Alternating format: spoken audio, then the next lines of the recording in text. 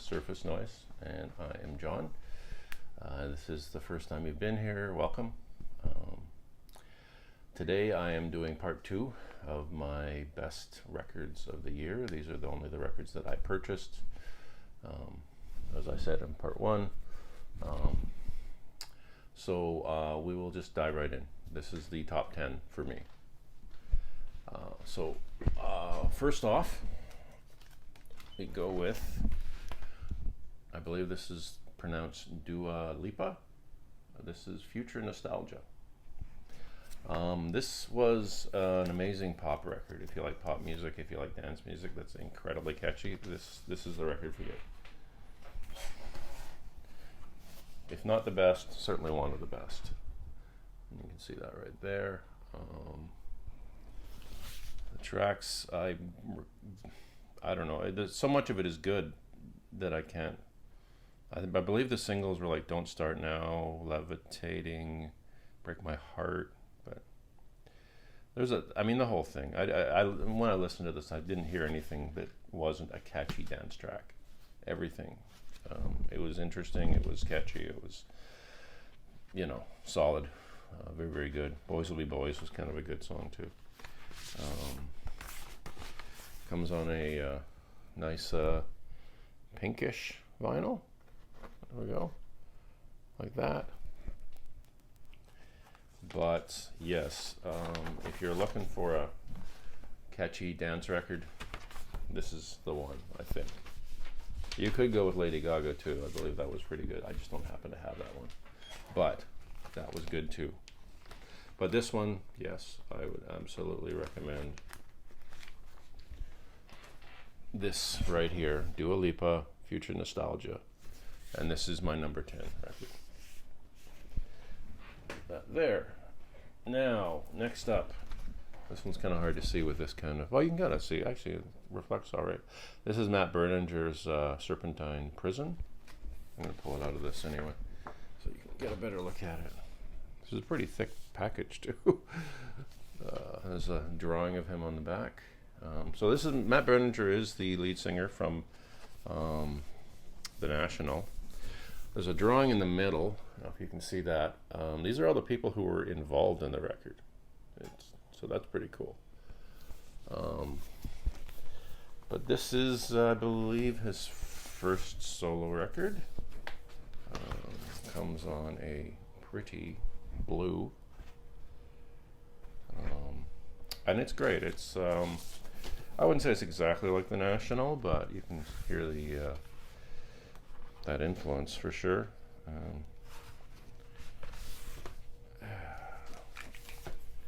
this is the other one. This is still the same thing. It looks exactly the same. It just has C and D on it. But I very much like this. I think there was no way that I wasn't going to like it because it's Matt Berninger of The National. So it's the booklet here. It's like that. Kind of reminds me of old like jazz type stuff as far as the images here, but yeah, this has basically got all the lyrics and lots of pictures from the recordings and stuff. So that's a nice little bonus for that. But yeah, this was if you were curious about it, you weren't sure, I would recommend checking it out if you like The National, or if you just like good music, I guess. Put this in like this. That. All right, number 9, Matt Berninger. Following up this awesome list. Next up, this is higher on some people's list, but so be it. This is Phoebe Bridgers, Punisher. This is another very, very good record. Nice stuff like that. Nothing. This version I have is just like a black vinyl, like that. This has the song Kyoto on it, which is a very upbeat, catchy tune. Most of the rest of it is a little more down tempo than that. But I particularly like Graceland 2 and I Know the End, two last songs on the record. It really finishes up well. This is a very well written album. The songwriting is very good. If you like anything she's done, whether it's this type, whether it's her first album or Boy Genius or Better Oblivion Community Center with Conor Oberst, any of that stuff, if you like that, I think you'd like this as well. So I do recommend this. That's number 8. Next up, another favorite. This is Gorillaz Song Machine Season 1, and has a nice inappropriate picture on the back there. So this is pretty cool. This has basically someone is guest starring on every track. It's kind of a dark purple, the vinyl, but I mean, the first track has Robert Smith of The Cure. They have Elton John on the 6th, what's that song called? The Pink Phantom. Pac-Man, one of the standout tracks with Schoolboy Q. Beck is on the second, Valley of the Pagans. St. Vincent's on this. Peter Hook, formerly of New Order. The last track is with Slow Tie and Slaves. Slow Tie, obviously, pretty awesome. If you're familiar with his stuff, he's really good. So this is a great record. A whole bunch of great songs on here. If you're a fan of Gorillaz and weren't sure, this is definitely worth picking up. It's pretty awesome, and I assume they're going to continue. If this is just season 1, they'll be getting more of this stuff. And I believe, 1 sec here. No? Okay, I thought it came with something more. No, that's it. So, but yeah, this is worth getting for sure if you're a fan of the band. A lot of great collaborations on this, and I was very, very happy with this. I believe that's number 6. Rounding out number 6. Before we get to the top 5, I guess. This is Texas Sun is the album. Khruangbin, I think is how it's pronounced. I don't know. Someone can correct me on that. And Leon Bridges. I really love this. This is only 4 tracks, but they're 4 awesome tracks. So I don't know if you count this as an album. I know they had another really, really good album, but I don't have that one, so it's not on my list. I will have it though. This is really just nice and relaxed and chill type of vibe. As soon as I saw it, I'd heard, again, this is something else I'd heard watching Vinyl Junkies YouTube channel, and I was sold right away. So this was an easy purchase. As soon as I saw it in the store, I just grabbed it, and that is number 6. Heading into the top 5. Now here's a band I have liked for a while. They put out a new record this year, and that is Idols, Ultra Mono. I got this directly from the band's website. Get this here.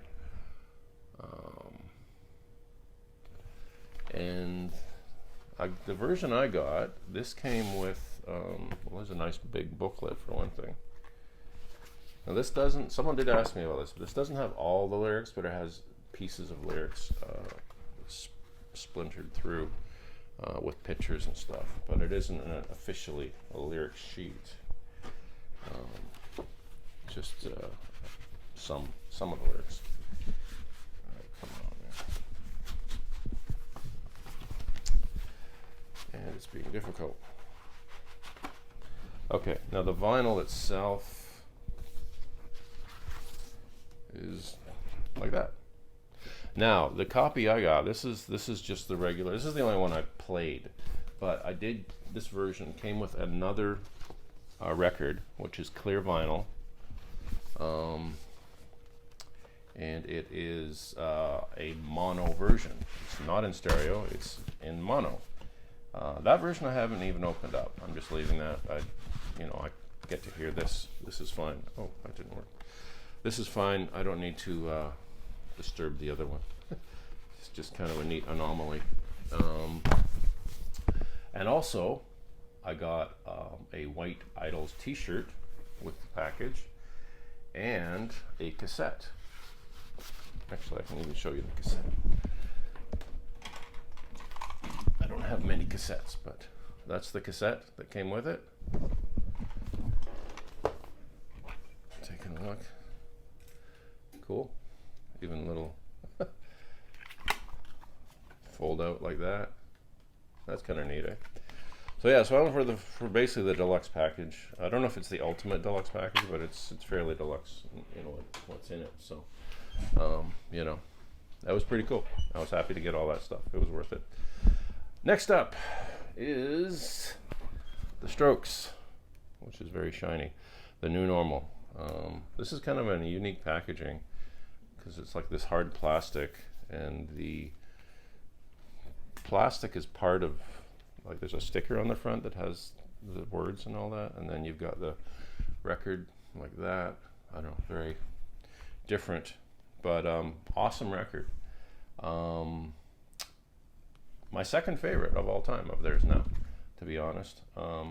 Aside from the first one, this is probably my favorite album. Favorites for me on this, Adults Are Talking was one, and I think it's At the Door is the other song I really like on this. But produced by Rick Rubin. This is great. This is, you know, I'd actually listened to it online before, and it sounded okay, but then I decided to pick it up, and then I really fell in love with it. So number 4, The Strokes, The New Abnormal. Now we're at the top 3. Now these are all going to be pretty common on a lot of lists, I think. I'm not going to be surprising anybody with some of these, I don't think. But number 3 for me is Fiona Apple, Fetch the Bolt Cutters. Very, very good record. Previous to me getting this, I only had her debut, and this version is a Finally Please pressing. It's on purple. 2 records. This is a great record.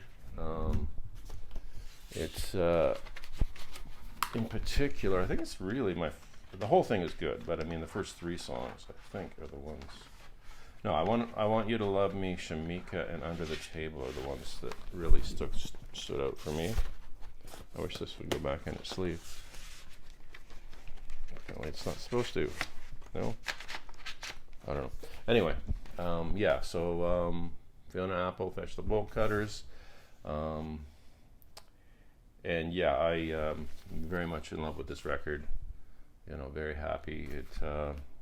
This led me to getting When the Pawn, and there's another one. There's 2 more that I ordered after that were pressed by Vinyl Please this year. So I went from 1 at the beginning of this year to 4 Fiona Apple records by the end of the year. So I think that's a good thing. Number 2 is a record that surprised me. That would be Taylor Swift, Folklore. You can see that I don't know which version of variant this is. There was many variants on this. To be honest, I heard it was coming out, and the only reason I really checked it out was because I heard that Aaron Dessner from The National was involved. So like, okay, it's worth a listen. And I was impressed right away. I was like, wow, this doesn't sound like anything I've heard of hers before. Not to say that her other stuff isn't good, it just didn't really appeal to me. I had seen the documentary on her, the Miss Universe, I think it was called Miss Universe. It was interesting, but none of the music in it really did much for me. But this does. So it made me kind of rethink my attitude towards Taylor Swift, I guess. But yeah, I love all of it. And the vinyl has an extra song, The Lakes, at the bottom. But I mean, the one, Cardigan, Last American Dynasty, Exile, Mirror Ball, This Is Me Trying. I mean, just I like all of it. Surprised. I like Evermore too. I just again, I don't have the vinyl of that because it's not coming for a while. There's the version I have. I know there's a number of variants on stuff, but this is what I got. I wasn't looking for any fancy one. I certainly wasn't going to buy 9 different ones, but I just wanted the record basically because I really enjoyed it. This, along with my number one pick, are the two things I listened to the most this year. And you'll see what number one is in just 1 second. Number one is Run the Jewels, RTJ4. I love this record. I only got the vinyl in September, but I'd probably heard it 30, 40 times before I got the vinyl. I listen to this a lot. This is a great album. I like everything they do, but this is probably my favorite. Pink vinyl. They did a great live performance too, not that long ago, on, I can't remember what it was called now. I think it was on Adult Swim.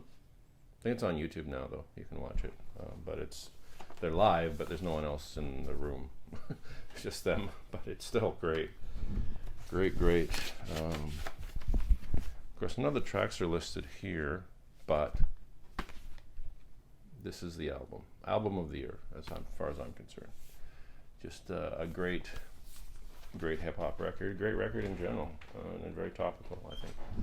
So that's it for my list. That's my top 19 between the two videos I did. Thanks for watching. If you enjoy this, please like and subscribe.